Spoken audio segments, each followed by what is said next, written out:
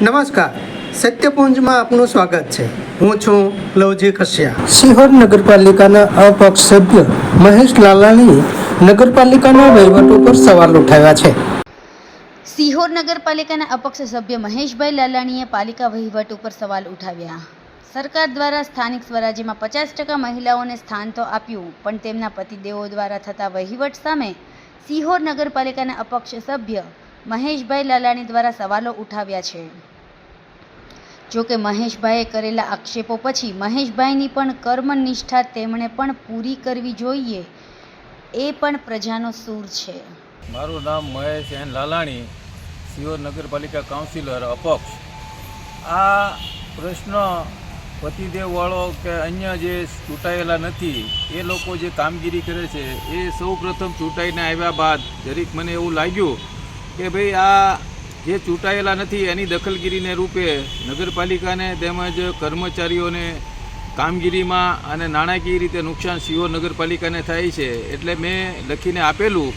પરંતુ બહેરાકાને કોઈ સાંભળતું ન હોય એની જેમ આજે અધિકારીઓ પણ કોઈ સાંભળતા નથી અને અધિકારીઓને જે કાંઈ આનો નિકાલ લાવવો જોઈએ અથવા કાયદાકીય રીતે જે આ કાર્યવાહી કરવી જોઈએ એ કરી નથી અને કરતા પણ નથી। તો આ બાબતે હું ચોક્કસ કહીશ કે 19/9/2025ના રોજ સીઓ સાહેબને મેં લખેલું કે ભાઈ આ જે ચૂંટાયેલા નથી એ લોકો જે દરમિયાનગીરી સીધી રીતે કર્મચારીઓને કરે છે અને વહીવટી કામમાં પણ આજે કામગીરી કરતા હોય, આજે નુકસાન થાય છે તો આ બંધ કરવું જોઈએ।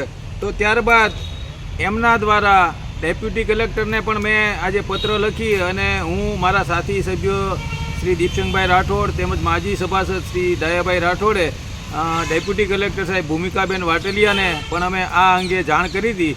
એમના દ્વારા આરસીએમ સાહેબને લખેલું છે, જેના દ્વારા એમના તરફથી સિહોર નગરપાલિકાને આજે પત્ર કરી અને આ વ્યવસ્થા જે થાય છે એ બંધ કરવા માટે થઈને જણાવેલ। પરંતુ સિહોર નગરપાલિકાના ચીફ ઓફિસરને કાંઈ ખબર ન પડતી હોય એમણે એવું ખાલી જાણ કરીને ઉપર આદેશ કર્યો કે ભાઈ સિહોર નગરપાલિકામાં ચૂંટાયેલા સભ્યો આવે છે એની સહી માત્ર જનરલ બોર્ડ અને કારોબારી સમિતિના સભ્યો એની લેવામાં આવે છે। એટલે ભાઈ આ સભ્યોની સહીની ને એની વાત નથી, દરમિયાનગીરી જે કરે છે અને કામ બગાડે છે, નાણાકીય નુકસાન થાય છે અને ચૂંટાયેલા સભાસદો અને કોઈ આજ સાંભળતું નથી અને આ સાંભળતા નહીં હોવાને કારણે આ ફરિયાદ થયેલી છે।